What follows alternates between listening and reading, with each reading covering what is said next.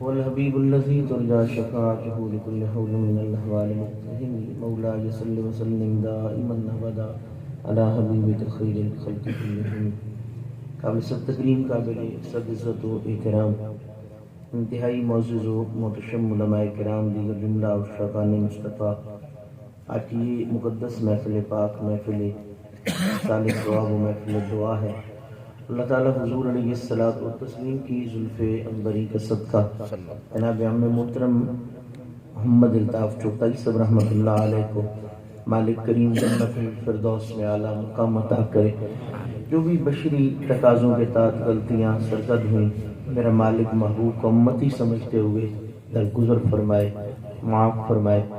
قبر کی منزلیں آسان فرما کے قیامت کے دن سرکار کے لواء الحمد کا سایہ حضور کی شفاعت کبریٰ نصیب فرمائے. اللہ تعالیٰ محبوب کریم صلی اللہ علیہ وآلہ وسلم کی زلف عنبری کا صدقہ برادر عزیز جناب واحد چوغتائی صاحب، عمر بھائی نے جو بھی خرچ کیا ہے ایصال ثواب کی اس محفل میں، اپنے والد صاحب کے ایصال ثواب کے لیے اور خدا و رسول کی خوشنودی کے لیے میرا مالک قبول فرما کے ان کی بھی عزتوں میں اضافہ فرمائے. بنیادی طور پر حضرت انسان اللہ تعالیٰ اس خاندان کے جتنے بھی افراد بالخصوص جن کی میرے مسلک کے حوالے سے بڑی خدمات ہیں، مرزا عبدالرزاق طاہر صاحب ایک طویل عرصہ میلاد شریف کے حوالے سے شاید پورا شہر کا بچے اس بات سے واقف ہے، تو اللہ تعالیٰ ان کی جملہ خدمات کو قبول فرماتے ہوئے اس خاندان کے جملہ افراد مرد و زن بوڑھے بچے جو وصال کر گئے، اللہ تعالیٰ سب کے درجات بلند فرمائے. بنیادی طور پہ حضرت انسان دو چیزوں کا مجموعہ ہے. اللہ تعالیٰ نے ہمیں یہ جو جسم عطا فرمایا ہے، یہ اس عالم اجسام اور عالم دنیا میں آنے کے بعد عطا فرمایا ہے. جو ہماری روح ہے وہ اس سے صدیوں پہلے اللہ تعالیٰ نے ہمیں عالم ارواح میں عطا فرما دی تھی. جب تک کہ ابھی عالم دنیا اور عالم اجسام یہ وجود بھی نہیں بخشا گیا تھا انہیں، تو اللہ تعالیٰ نے اس وقت تمام روحوں کو تخلیق فرما دیا تھا. اور یہ بات بھی یاد رکھیے کہ اللہ تعالیٰ نے یہ جتنے کمالات ہیں اور یہ جتنی طاقتیں ہیں، یہ اللہ تعالیٰ نے اپنے کرم سے روح کو ہی عطا فرما دی تھی. اگر آپ غور فرمائیں تو اللہ تعالیٰ نے عالم اجسام میں آنے سے پہلے ہی ہماری روحوں کو سننے کی، سمجھنے کی، پہچاننے کی اور بولنے کی صلاحیت عطا فرما رکھی. بعض اوقات یہ گمان ہوتا ہے کہ یہ جسم موجود ہو تو پھر انسان بول سکتا ہے، سن سکتا ہے، سمجھ سکتا ہے، جبکہ جو دین اسلام ہماری رہنمائی کرتا ہے، قرآن مقدس اور سرکار کی مقدس تعلیمات، یہ بات بڑی واضح اور روشن ہے کہ اللہ تعالیٰ نے یہ ساری طاقتیں جسم سے پہلے روح کو عطا فرما دی تھی. اگر آپ قرآن مقدس کو پڑھیے تو میں ایک دو اشارے کر دیتا ہوں تاکہ مسئلہ سمجھنے میں آسانی ہو جائے. سب سے پہلی بات یاد رکھیے کہ جب بھی کسی سے سوال کیا جائے، سوال ہوتا ہے، اب مجیب کے اندر 4 چیزوں کا پایا جانا لازم ہے. اگر ان 4 میں سے ایک بھی نہیں ہوگی تو جواب دینے والا اس سوال کے جواب میں کامیاب نہیں ہو سکتا.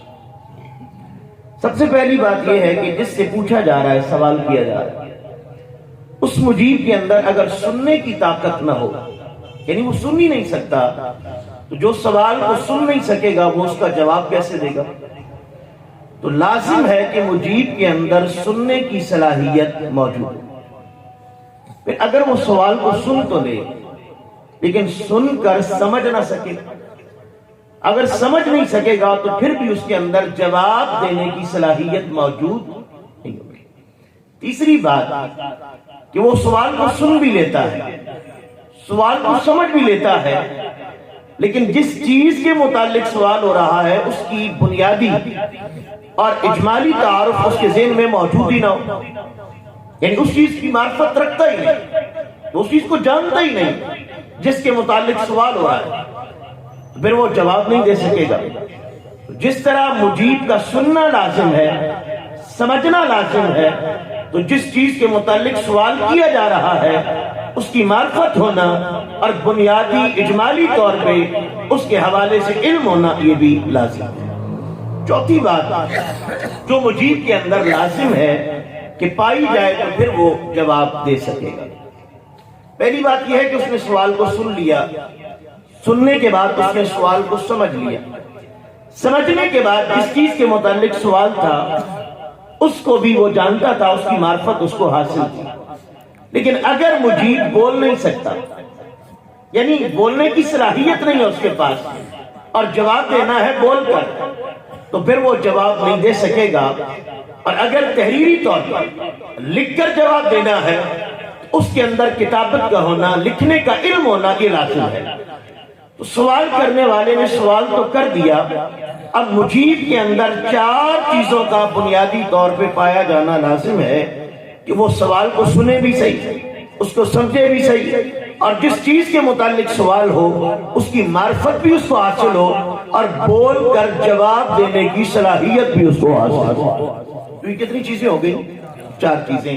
اب آپ قرآن مقدس پڑھیے جس بات پر امت کے کسی طبقہ کو اختلاف نہیں ہے کہ اللہ تعالیٰ نے عالم ارواح کے اندر جب تمام ارواح کو جمع کیا تو رب نے پوچھا تھا الست بربکم، کیا میں تمہارا رب ہوں؟ اب اس میں جو حمزہ استفہامیہ ہے سوالیہ، الست بربکم، بعض نے استفہام انکاری کہہ دیا، کیا میں تمہارا رب نہیں ہوں؟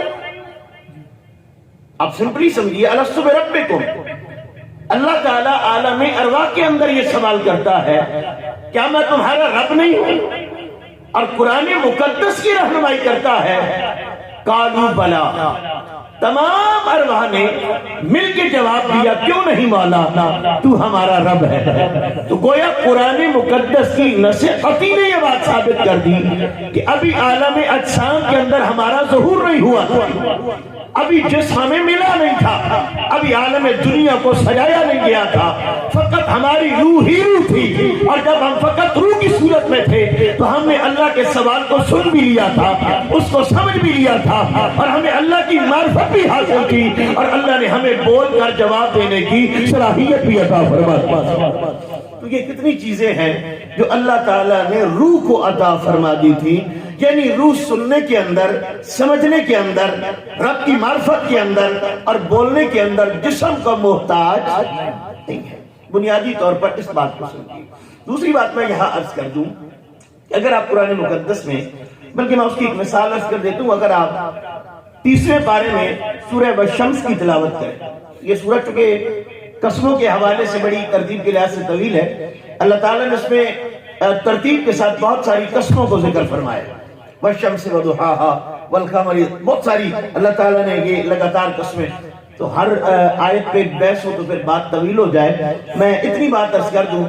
اللہ تعالیٰ نے اسی صورت میں بہت ساری قسمیں ذکر کرنے کے بعد فرمایا وَنَفْسٍ وَمَا سَوَّاهَا، نفس کا معنی مجھے روح کی قسم ہے، بنانے والا بھی خود ہے، روح من امر ربی، تو خود فرماتا ہے کہ مجھے روح کی قسم ہے۔ وَنَفْسٍ وَمَا سَوَّاهَا، پھر روح کو تکمیل تک پہنچانے والی جتنی وہ اس کی مددگار چیزیں ہیں، اللہ تعالیٰ فرماتا ہے سَوَّاهَا، مجھے روح کی بھی قسم ہے اور اس کو تکمیل تک پہنچانے والی تمام مراحل والی چیزوں کی بھی قسم ہے۔ اب اس میں کوئی دوسری رائے نہیں ہے کہ اس کو تکمیل تک پہنچانے والی کیا چیز ہے، تو وہ اللہ تعالیٰ کی رحمت ہے۔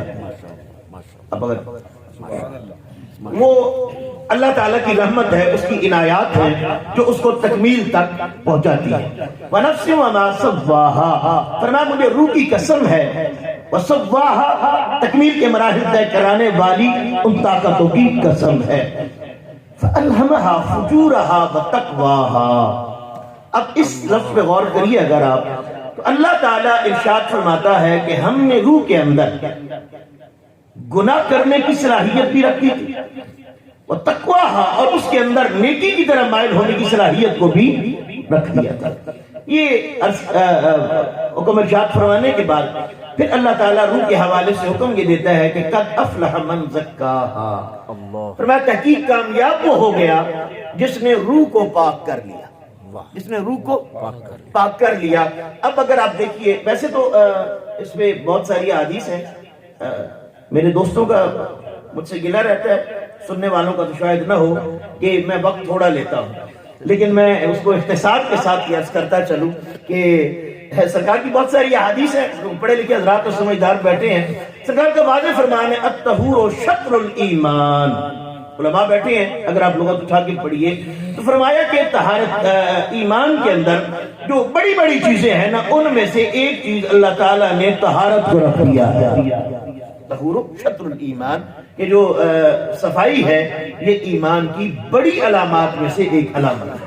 نبی علیہ السلام کی اگر خود آپ نفاست کو دیکھیے تو بندے کو اندازہ ہو جاتا ہے کہ اللہ تعالیٰ نے اس صفائی اور نفاست کو کتنا زیادہ پسند فرمایا ہے۔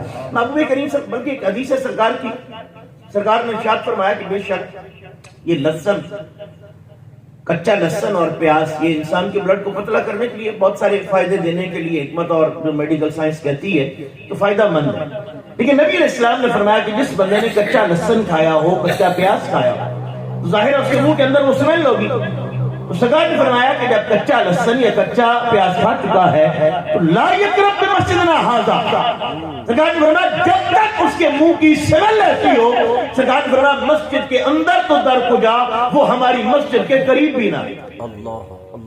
اب اس بات کو سمجھیے کہ نفاست کا حال کیا ہے۔ یہ ظاہری صفائی کی بات کی جا رہی ہے جو جسم کی صفائی سے تعلق رکھتی ہے۔ فرمایا اگر کچا لہسن کھایا ہے تو لا یقرب، ان مسجد کے اندر ہے نا تو در کو جا، فرمایا تم ہماری مسجد کے قریب بھی نہ ہو۔ اللہ کیا قریب بھی نہ ہو جب تک کہ تم منہ کی اسمیل کو ختم نہ کر لو۔ اب آپ بتلائیے یہ کھانے کی چیزیں ہیں، وہ جو اور قسم کی بہت بری اسمیلز ہیں ان کی بات تو نہیں ہو رہی، لہسن ہے کھانے کی چیز، اس کی کتنی ساری اسمیل ہو، پیاز کھا کے بندہ آیا تو کتنی دور تک اس کی اسمیل جائے گی۔ تو جو اللہ اپنے گھر میں آنے والے کے لیے اتنی بھی بو پسند نہیں کرتا تو وہ بری بو کیسے پسند فرمائے؟ فرمایا جب مسجدوں میں آؤ، اور یہ پھر قرآن مقدس کا واضح پیغام ہے، فرمایا جب اللہ کے گھر میں آنے لگو تو زینت اختیار کر کے آیا، لباس اچھا ہو۔ سرکار کے سامنے ایک صحابی ہے، بہت ساری حدیث ذہن میں، ان کے بال تھوڑے الجھے ہوئے تھے اور کپڑے ذرا، سرکار نے بلایا تو نبی علیہ السلام نے فرمایا کیا تو ایسا غریب ہے کہ تو تیل بھی نہیں رکھتا، صاف کپڑے نہیں رکھتا، بالوں کو سوار نہیں سکتا؟ تو نبی علیہ السلام نے جو نفاست سرکار نے ارشاد فرمائی ہے، اسلام میں ہمیشہ یہ صفائی جو ہے آپ جانتے ہیں، نصف الایمان بھی آپ سنتے رہتے اس کو کہا، اور ایمان کی بڑی علامات میں سے علامت بھی قرار دیا گیا۔ تو بے شک اللہ تعالیٰ نے وضو کے، غسل کے احکام نازل فرمائے ہیں جو ہمارے جسم کی طہارت کے لیے ضروری ہے۔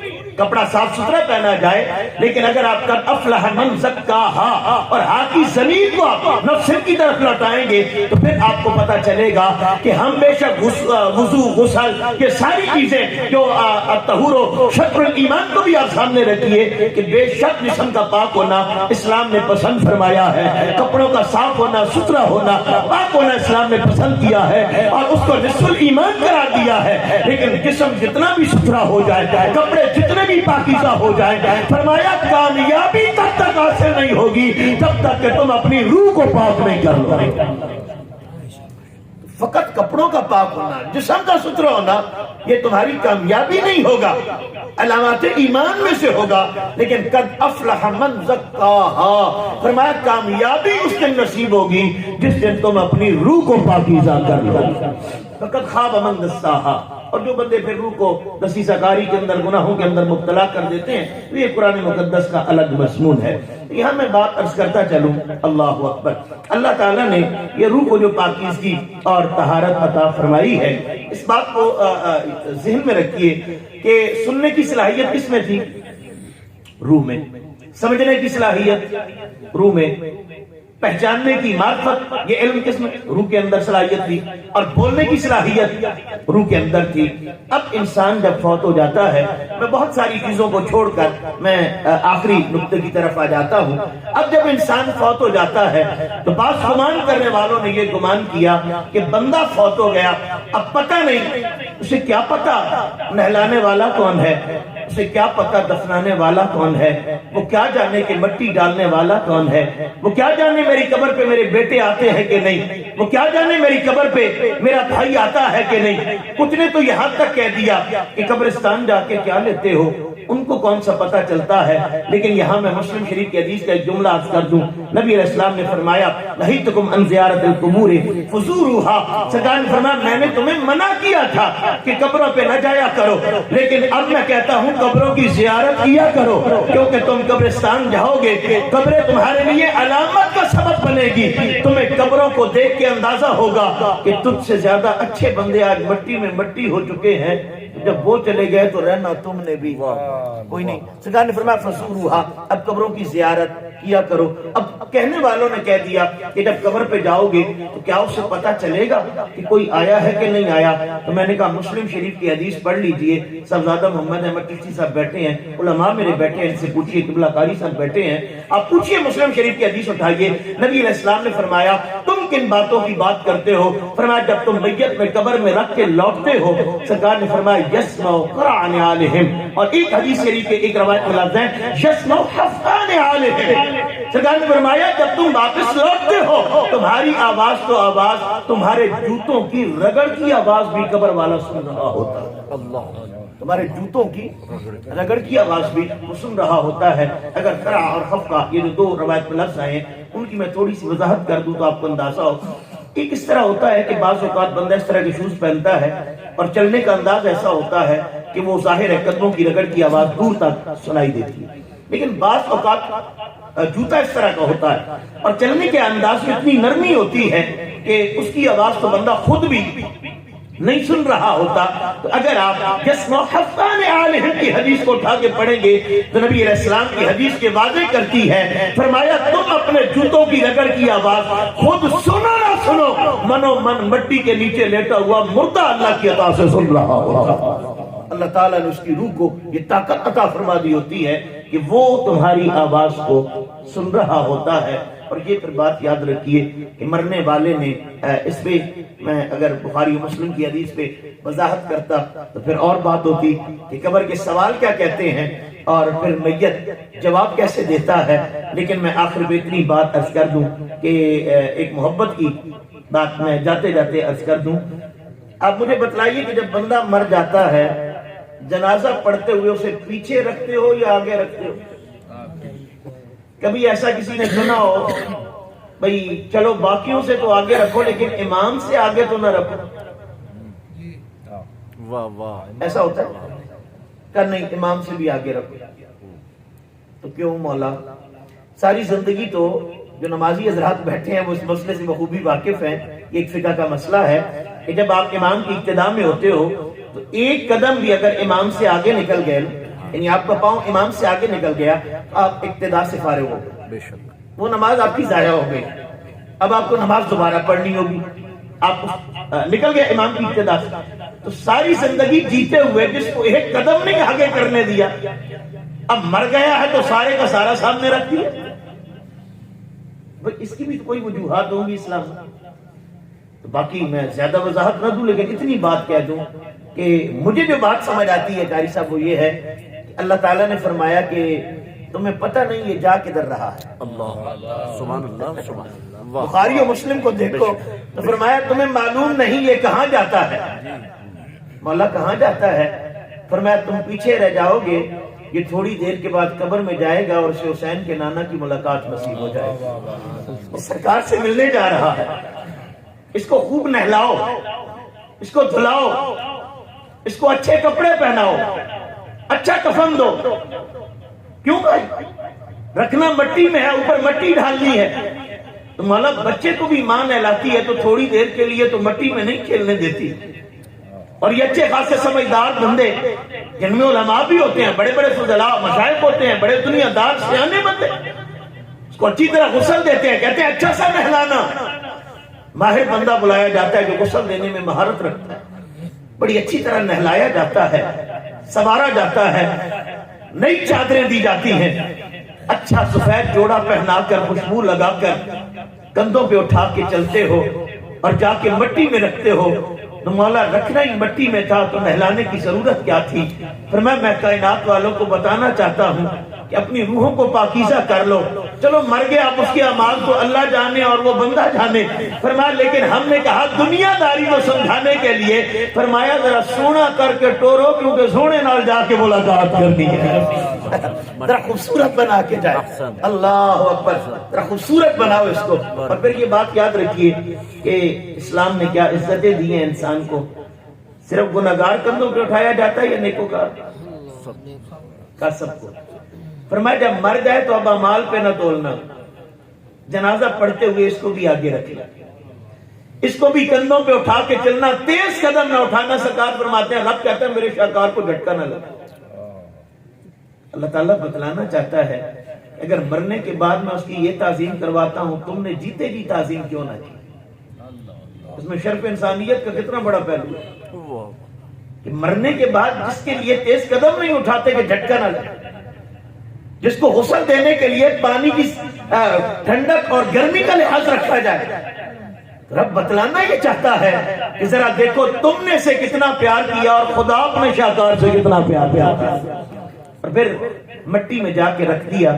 تو میں یہاں اتنی بات یہ ضرور عرض کر دوں کہ قبر میں تو جانا ہے، لیکن سب کے لیے یہ سفر ایک جیسا نہیں ہوگا، سب کے لیے ایک جیسا نہیں ہوگا. اعلیٰ حضرت فرماتے ہیں، تاجدار بریلی کا اپنا ذوق ہے، وہ کہتے ہیں لحد میں عشق رخ شاہ کا داغ لے کے چلے، اندھیری رات سنی تھی چراغ لے کے چلے. فرماتے ہیں ہم نے تو سنا تھا قبر بڑی اندھیری ہے، لیکن جب بخاری مسلم کو پڑھا ہے تو پھر پتہ چلا ہے کہ وہ اندھیری کیسے ہو سکتی ہے جہاں چھوٹی سی قبر میں مصطفیٰ کریم جلوہ گر ہو جائے. اور یہاں پہ اس نعت پہ تضمین لکھی ہے خواجہ پیر سید نصیر الدین نصیر رحمۃ اللہ علیہ نے. میں ایک دو شعر برکت کے لیے پڑھ دیتا ہوں. ویسے تو نعت شریف پڑھی گئی اور قبلہ قاری صاحب کے بہت خوبصورت نعت پڑھتے ہیں، میں خود سنتا ہوں. پیر سید نصیر الدین نصیر رحمۃ اللہ علیہ، اور شاید اس بات کا مفہوم ہے جو میں بات عرض کر رہا تھا وہ دو فکروں کے اندر میرے پیر صاحب نے بڑی وضاحت کے ساتھ کہہ دیا. انہوں نے کہا کہ یہ جو نہلایا جاتا ہے، کفن پہنایا جاتا ہے، تیار کروایا جاتا ہے، تو کہتے ہیں اس لیے تیار کروایا ہے کہ قبر میں حضور کی ملاقات کرنی ہے، ذرا خوبصورت بن کے جائے، ذرا خوبصورت بن کے جا. آپ دروشی پڑھیے، میں آپ کو پیر صاحب کا ایک شعر سناتا ہوں.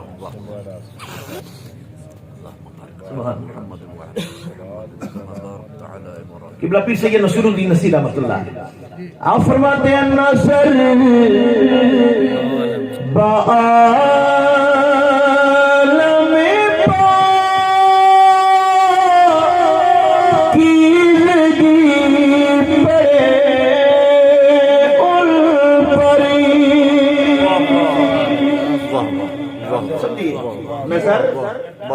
عالم پاکیزگی پڑے نظر بعالم پاکیزگی پڑے ان پری مسافرہ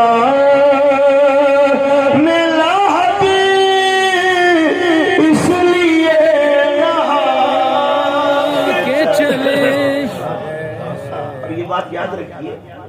میں علامہ طحاوی علیہ رحمت کی بات یاد کر دوں. حنفی جانتے ہیں کہ علامہ طحاوی کس درجے کا بندہ ہے. وہ کہتے ہیں دو طرح کی چیزیں ہوں گی. یہ آخری بات سنیے.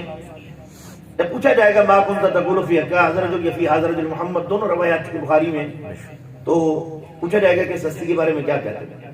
اب دل کا تعلق نہیں ہوگا، روح کی طہارت حاصل نہیں ہوگی، تو کہے گا ہے ہاتھ اللہ ادری، ہے میں نہیں جانتا. اور اگر اس کی روح پاکیزہ ہوگی اور سرکار سے تعلق ہوگا اس کا، پھر اللہ اسے معرفت عطا کرے گا اور زبان پہ جاری ہوگا ھذا محمد رسول اللہ، یہ تو میرے رسول ہیں. تو اگر نہیں پہچانا، حدیث پڑھیے، تو پھر عذاب ہوگا. پہچان لیا تو پھر قبر المومن روضۃ من ریاض الجنہ، پھر حالات اور ہوں گے. علامہ طحاوی کہتے ہیں تیسری صورت بھی ہونی ہے. فرمایا بندہ رب سے، محبوب سے محبت کرتا ہوگا، لیکن نکیرین کے خوف اور قبر کی وحشت کی وجہ سے خوف لاحق ہوگا تو خوف میں اس کی زبان سے نکل جائے گا ہے ہاتھ لادری، ہائے ہائے جی ہم نہیں جانتے. تو کہتے ہیں جیسے ہی فرشتے گرز اٹھائیں گے تو رسول اللہ فرماتے ہیں میں کہہ دوں گا رک جاؤ، اس کو مارنا نہیں ہے. کہیں گے یا رسول اللہ حکم یہی ہے کہ آپ کو نہ پہچانے تو مارا جائے. علامہ داوی کہتے ہیں کہ نبی علیہ السلام ارشاد فرمائیں گے کہ یہ تو نہیں جانتا، پہلے ہم سے پوچھ لو، ہم اس کو جانتے ہیں. ہم اس کو جانتے ہیں. سبحان اللہ و بحمدہ. کوئی زندگی میں ایک لمحہ بھی سرکار سے پیار کر گیا نا تو یقیناً میرے محبوب اسے رسوا نہیں ہونے دیں گے، رسوا نہیں ہونے دیں گے. یہ چونکہ ختم شریف کی محفل پاک ہے اور ساری زندگی چچا جان نے ایک محبت کا زمانہ گزارا سرکار سے پیار کا. میں آخر میں کہہ دوں کہ علامہ محمد علی ظہوری قصوری رحمۃ اللہ علیہ ہمارے ہاں ظاہر ہے اس پہ اختلافات اپنی جگہ، دعائیں کی جاتی ہیں جنازوں پر اور مغفرت طلب کی جاتی ہے، لیکن محمد علی ظہوری قصوری رحمۃ اللہ علیہ کا جب وقت آیا تو بیٹوں کو بلایا اور فرمایا میرے بیٹوں جب میں فوت ہو جاؤں تو مجھے قبر میں اتارتے ہوئے ایک تو سرکار کی نعت پڑھنا، بے شک اور دوسرا دوڑ مت جانا مٹی ڈالنے کے بعد تھوڑی دیر وہاں نعت پڑھنا. انہوں نے کہا کہ بابا جان پھر کیا ہوگا؟ انہوں نے کہا کہ میں نے علماء سے سنا ہے اور پڑھا ہے کہ قبر میں حضور آئیں گے اور فرشتے پوچھیں گے ما کنت تقول فی الجنازہ. تو بیٹو ہو سکتا ہے رب میرا مجھے توفیق دے دے کہ جب نکیرین مجھ سے یہ کہتے ہو ما کنت تقول، تو کیا کہتا تھا، اور تم میری قبر پہ نعت پڑھ رہے ہو، تو میں اتنا عرض کر دوں گا یا رسول اللہ یہ مجھ سے پوچھتے ہیں، میں نے تو آپ اپنی نسل بھی آپ کے ذکر میں وقف کر دی. تو ہو سکتا ہے حضور میری لاج رکھ لیں. ایک شعر ہے میں سنا دیتا ہوں، مل کے کہیے سبحان اللہ. تو محفل کا ماحول ذرا جہاں زیادہ پڑھے لکھے بندے ہوتے ہیں وہاں پہ محفل تھوڑی سکوت ہوتا ہے. ظاہر ہے وہ سامنے اچھے ہوتے ہیں، سننا جانتے ہوتے ہیں. تو میں یہ بات عرض کر دوں سبحان اللہ کہیے ذرا.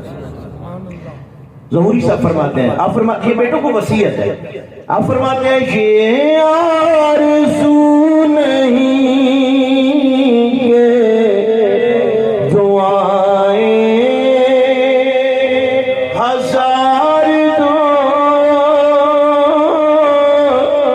یہ آرزو نہیں کہ دعائیں ہزار دو، یہ آرزو نہیں کہ دعائیں ہزار دو، پڑھ کے نبی کی نعت رہت میں اتار، پڑھ کے نبی کی نعت قد افلح من زکاہا. کامیابی اسی کے لیے ہے جس نے اپنی روح کو صاف کر لیا. کہ ہماری حقیقت یہ جسم نہیں تھا بلکہ حقیقی انسان روح تھی، اور روح کبھی مرنے نہیں والی. روح اللہ کا امر ہے، جہان بدلتے رہتے ہیں، روح چلتی رہتی ہے. اللہ تعالی ہمیں جس طرح ظاہری طہارت عطا کرتا ہے اللہ ہماری روحوں کو بھی پاک فرمائے. اللہ تعالیٰ چچا جان کے درجات بلند فرمائے. اللہ تعالیٰ قبر کی منزلیں آسان فرما کر قیامت کے دن سرکار کے لوح الحمد کا سایہ اور حضور کی شفاعت عمرہ نصیب فرمائے.